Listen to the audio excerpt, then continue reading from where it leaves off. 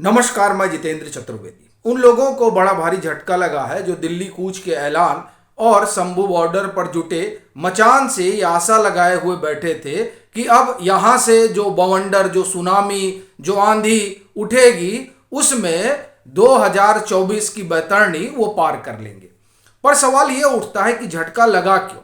असल में जो वो जमीन तैयार कर रहे थे वो जमीन ही उनके पैर के नीचे से एक झटके में घिसक गई। अब आप कहेंगे कैसे कर रहे हैं आप? वहां तो लोग बाग पहुंचे हुए हैं और बता रहे हैं कि नहीं, बड़ी तगड़ी तैयारी है और जिस तरह से इन लोगों ने ऐलान कर रखा है कि अब दिल्ली कूच करेंगे, उससे ऐसा लग रहा है कि 2024 की राह बड़ी कठिन हो जाएगी नरेंद्र मोदी की अगुवाई वाली भाजपा के लिए।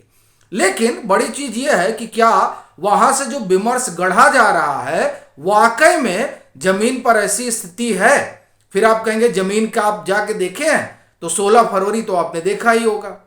16 फरवरी को जो हुआ उसको भी बताता हूं, और उसके अलावा नरेंद्र मोदी सरकार ने जिस तरह के इंतजाम किए हैं, उसने किस तरीके से पूरी बाजी ही पलट दी है, उस पर हम लोग बात करें। लेकिन पहले आते हैं 16 फरवरी। देखिए, बड़ा शोर हुआ और खूब कहा गया कि साहब एकदम किसान जो है वो बहुत नाराज है और वो नरेंद्र मोदी की सरकार का तख्ता पलट कर देगा। लेकिन जब 16 फरवरी जो भारत बंद का आह्वान था उस पर जब नजर दौड़ाई गई तो पता चला कि पंजाब हरियाणा के बाहर तो कोई नजर ही नहीं आया। उस तरह का न कोई बंद दिखा, ना कोई उस तरह का धरना प्रदर्शन दिखा। जनजीवन सामान्य रहा।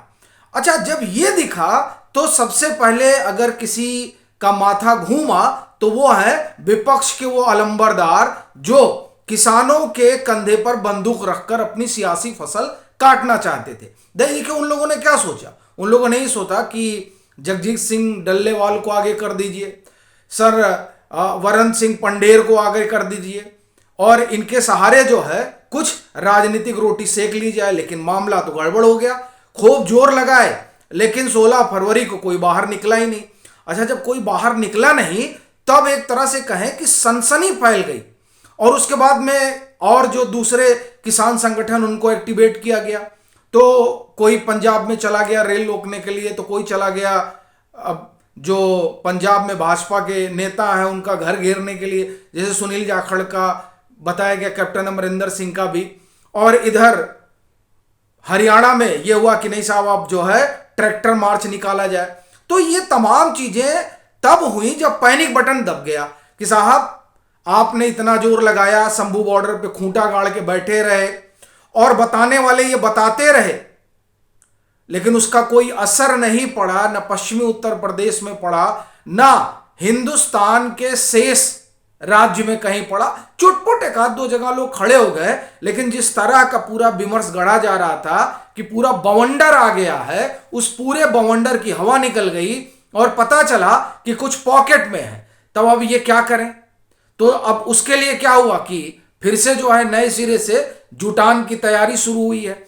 अब उस जुटान में ये फिर जो है रविवार को बैठेंगे और आगे की रणनीति बनाएंगे। लेकिन इस बीच क्या हुआ कि एक तो ये मालूम चल गया कि इनके पैरों के नीचे की जमीन जो है खिसक गई। दूसरा, नरेंद्र मोदी की सरकार ने इंतजाम भी खूब किया।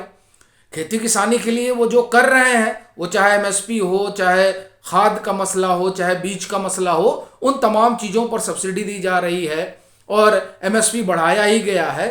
ये तमाम चीजें तो अलग है। इस बीच जो प्रोपोगेंडा फैलाया जाता है, उस प्रोपोगेंडा पर जो है ठीक से आप ये कहें कि कैंची चली। अब कैसे चली? तो दरअसल उसके टूल है। टूल क्या है? ट्विटर है, फेसबुक है।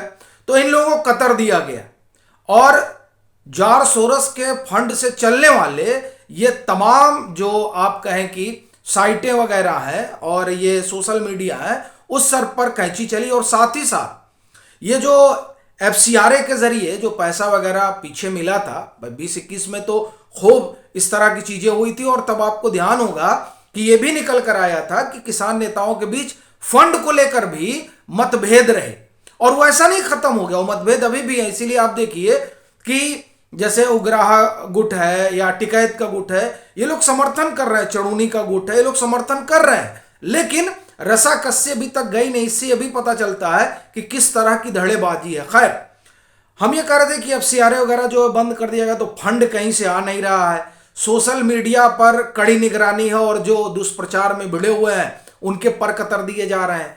और बड़ी चीज यह है कि इनकी मंशा तब और साफ हो गई जब ये कोर्ट में पहुंचे और कह रहे हैं कि हम ये मामला UN में ले जाना चाहते हैं। बताइए, आप संयुक्त राष्ट्र संघ में मामला लेकर क्यों जाएंगे? ये कौन सा अंतरराष्ट्रीय विवाद है? आपकी जो समस्या है वो सरकार से है, सरकार से बातचीत करिए और अपनी समस्या का समाधान करिए। एक दूसरा, कृषि जो है वो राज्य का विषय है, तो पंजाब सरकार से कायदे से दो दो हाथ करना चाहिए कि साहब बताइए कि हमारी ये दिक्कतें कब दूर होंगी। लेकिन अब ये भी क्या अजीबोगरीब स्थिति है कि सबसे ज्यादा MSP पंजाब के किसानों को, सबसे ज्यादा सरकारी खरीद जो हो रही है अनाज की वो पंजाब से हो रही है। लेकिन इसके बाद में भी अगर आप ये कहें कि सबसे ज्यादा कहीं नाराजगी है तो वही है। ये भी बड़ी विडंबना है कि जो छोटा किसान है, जो मझोला किसान है, वो बेचारा कहां जाए, और उसके कंधे पर रखकर वो लोग बंदूक चला रहे हैं। जो लोग, ये जब कृषि कानून आया था तो कृषि कानून में उन्हीं लोगों को सबसे ज्यादा धक्का लगा था, तो वो लोग उनके कंधे बंदूक रखकर चलाए थे।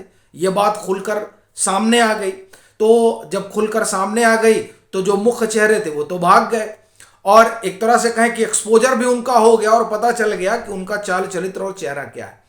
अब दो नए नेता हैं, अगुआ हैं, इनकी अपनी जो आप ये कहें कि राजनीतिक अफिलिएशन है वो सबको पता है कि कौन आम आदमी पार्टी से है, कौन कांग्रेस से है, और किसको जो है और किसी का समर्थन मिल रहा है। लेकिन बड़ी चीज यह है कि दो तीन चीजें हुई। एक तो 16 फरवरी में जिस तरह से जन समर्थन नहीं मिला उसने इनकी हालत खस्ता कर दी। दूसरा क्या हुआ कि जो तमाम प्रचार के माध्यम है या आप दुष्प्रचार के माध्यम है उन पे जो कैंची चली, फिर इसमें क्या हो गया कि प्रधानमंत्री नरेंद्र मोदी ने और भाजपा ने काम किया कि जो वार्ता चल रही है उस वार्ता के लिए जगह चुनी गई चंडीगढ़, यानी दिल्ली पहुंचकर उसको अंतरराष्ट्रीय मुद्दा बनाया जाए, यह इस लायक भी नहीं छोड़ा। नहीं तो भाई देखिए, दिल्ली आते तो क्या होता, दिल्ली आते तो अंतरराष्ट्रीय मुद्दा बनता। आपको ध्यान होगा 26 जनवरी को किस तरह से इन लोगों ने ट्रैक्टर दौड़ाए थे, तो वो बात भी जो है ख्याल में रखी गई, इसलिए चंडीगढ़ को चुना गया वार्ता के लिए। तो अब चंडीगढ़ आइए और वार्ता करिए, और इसीलिए यहां पूरा सिक्योरिटी टाइट है कि यहीं बैठे रहो। इसमें एक चीज और हुई कि भाजपा ने खूब आप ये कहें कि अभियान चलाया इस बात को लेकर कि किस तरीके से खेती किसानी पर उन्होंने काम किया है, और जहां उनको लगता था कि नहीं यहां पर नाराजगी हो सकती है, आंदोलन हो सकता है, या ये लोग इस आंदोलन का हिस्सा बन सकते हैं, वहां जिस राजनीतिक दल से इनका अफिलिएशन था उस अफिलिएशन को ही तोड़ दिया। और सबसे बड़ी चीज जो हुई है वो चौधरी साहब को जो भारत रत्न मिला। देखिए, चौधरी साहब को भारत रत्न मिलने की वजह से आप देखिए कि जो लोग ने सियासी अपने मंसूबे पाले थे और सोचा था कि इसके जरिए जाटों को अपनी तरफ किया जाएगा, आंदोलन खड़ा करके, और फिर 2024 में दो दो हाथ किया जाएगा, उस संभावना को ही नरेंद्र मोदी ने खत्म कर दिया। तो इस तरह से जो तमाम इन लोगों ने जमीन तैयार की थी, और जमीन 5-6 महीने से तैयार की जा रही है, उस पूरी जमीन को नरेंद्र मोदी की सरकार ने खिसका दिया, एक। और दूसरा, चूंकि आंदोलन की आड़ में जिस तरह की सियासत होती है वो 2021 में जाहिर हो गया था, इसलिए 16 फरवरी को जनता ने यह बता दिया कि साहब हम आपके साथ खड़े नहीं हैं। और इतना ही नहीं, जनता ही नहीं, बड़ी आबादी किसानों की भी रही जिन्होंने इस आंदोलन जो ये खड़ा कर रहे हैं उसका हिस्सा बनने से मना कर दिया। तो इसलिए अब इनके पैरों के नीचे की जमीन खिसकी हुई है, तो आगे कुआं है पीछे खाई है। अब देखिए ये लोग क्या करते हैं।